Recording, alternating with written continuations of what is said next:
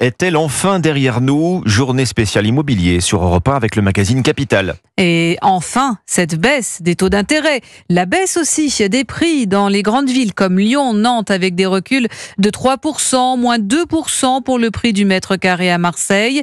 Tous les feux semblent donc être passés au vert. Rien n'est moins sûr. Reportage Europe 1 à Toulouse de Charles Huillier.